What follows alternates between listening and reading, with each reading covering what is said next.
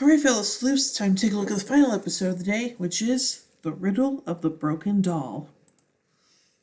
It's been 2 weeks since the defeat of the Igleka. Bess spends the time on a yacht cleansing her chakras, talking with Ace, who is eating on the side of a cliff.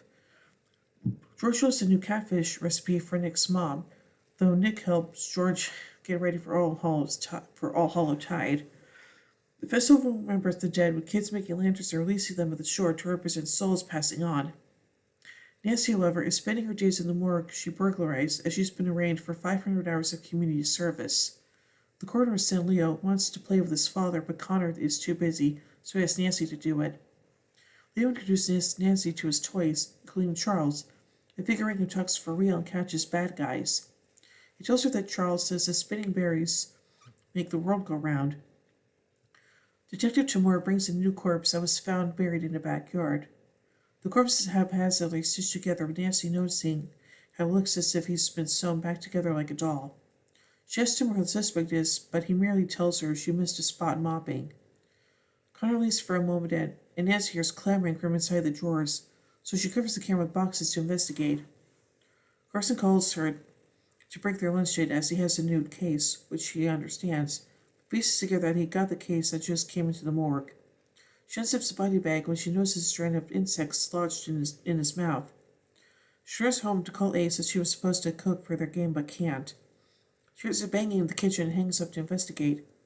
She opens the cupboard and the corpse for the morgue falls out. George prepares food for his sisters and goes to get corn oil when she becomes dizzy and uneasy. When she comes to, the kitchen is full of smoke and the fish is burning, with Ted and Charlie panicking. Charlie tells George that she got olive oil instead of corn oil, but George is adamant she got corn. Ace enters with a game for game night. The Drew crew assemble and Nancy is around the corpse. But Nick wanted to call the police, but Ace and Nancy protest. Nancy thinks the body wants her to solve the murder and shows them the strand of insects. Ace says that a normal coroner can handle this, with Bess agreeing, and even George. Nancy tells her friends to keep an eye on the corpse and examine it for a cause of death, which Ace and Bess are on board with despite Nick's protests. Nancy leaves to talk with the homeowner. The homeowner, Darlene, is a professional seamstress, with her family being superstitious about the tree the body was found under. Nancy doesn't think Darlene did it, with Carson pulling his daughter aside when she sees past due bills. He doesn't want to worry her, so she leaves. The Drew crew prepares for the autopsy, with Nick wanting everyone to be sure they are ready to invite the supernatural back into their lives. Ace claims it gave him a sense of purpose, while George sends a photo of the bugs to Jesse. Just ideas the beetles as creatures that had been extinct for 100 years. George hums and sings a French, which Nick finds strange, but she doesn't remember singing. Ace and Bess open the corpse to find that its body is filled with flowers and animal bones. Nancy goes to Hannah for help, though she is initially told to leave as Hannah is angry that Nancy compromised 2 centuries worth of haunted objects and exposed the town to great danger. By opening the box, Nancy could have freed all the spirits, and even her security system isn't working. Nancy volunteers Nick to help her with the system. She manages to convince Hannah to help her. The Drew crew finds the flower, which is nightshade and is highly dangerous to humans. Ace and Nick remove the animal bones as they quietly talk about George not opening up about her brief death. Ace offers help as he understands his near-death experience. The house begins to fill with beetles. Bugs swarm the exterior, where George finds the colic root, which went extinct in 1879. The corpse begins to bleed. Hannah offers to call the clergy from Grace for help, promising to call Nancy if she hears anything, but instructing her to watch the body. Ace hopes the corpse back together as Connor and Leo arrive looking for Nancy. Connor was horrified to see the corpse, with Leo asking recently arrived Nancy if a bad guy is in her kitchen. Connor must call the police, but Nancy blackmails him into not calling them. He lifts the corpse into the van but doesn't notice when it blinks. Nancy runs as the corpse isn't dead anymore as the blood is fresh. Connor drives Leo home in his coroner's van but stresses over how his wife responds to Leo being in the front seat. Nancy calls but he ignores her call, though Leo's toy Charles loses his arm, which flies out the window. Connor searches for the arm while the corpse sits up in the back seat. Nancy tries to see when Nick arrives just in time to see Leo wave his toy at the corpse and scare it away. The rest of the Drew group arrive with Ace having the police scanner on.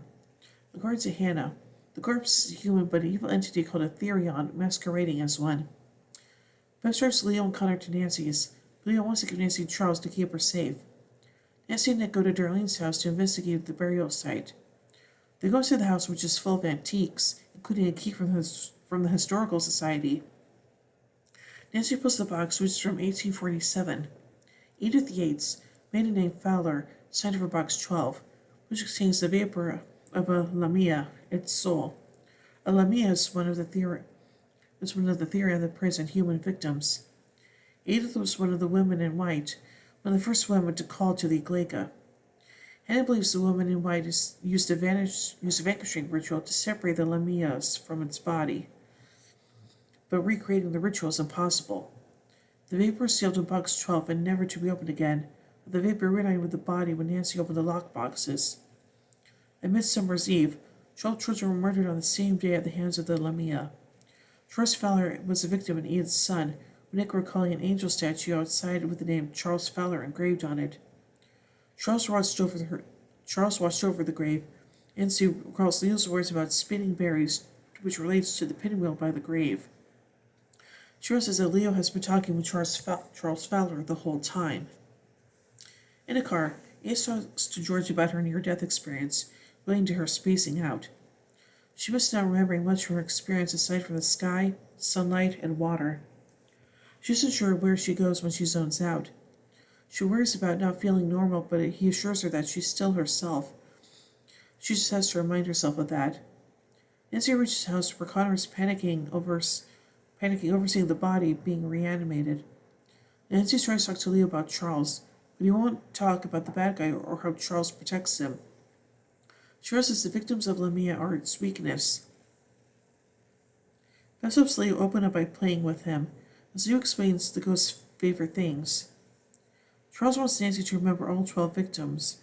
Ace calls to tell her that the scanner picked up a naked man headed to Bayside Drive, which is only being used by the Fan sisters. Ted and Charlie over what their fans look like but are scared by growling. Jessie emerges with more paper and panics when her sisters disappear.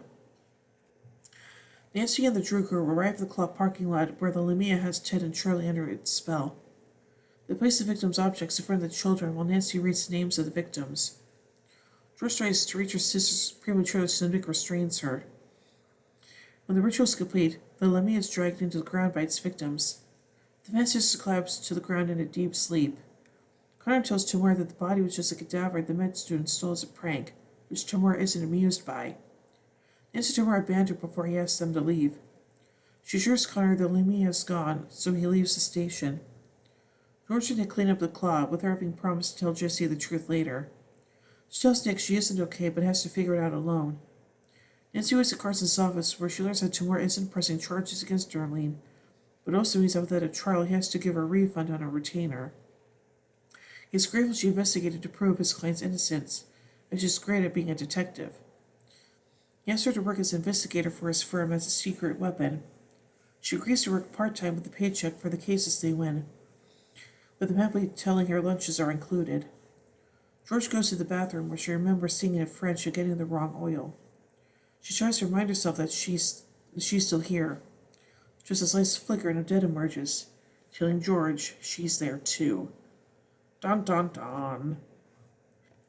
So let's take a look at some trivia surrounding this episode. 2 weeks have passed since the drowned woman, and it's now Halloween, as evident by the town celebrating All Hallows Tide. Though not confirmed in the episode, the writers confirmed that Lily the florist and Connor the coroner are Leo's parents. Connor's line to Nancy, "You should make different life choices," is Erica Harrison's favorite line of the episode. So overall, I think this episode is pretty good, and yeah, well, I am glad the Glake's gone. Again, now I have to deal with an Odette possessed George now, so there's that. So yeah. So overall, I give The Riddle of the Broken Doll 4 Deer Stalkers out of 5. Well, anyway, tune in tomorrow as we take a look at the next episode, The Legend of the Murder Hotel. So, until then, remember everyone, the game's afoot.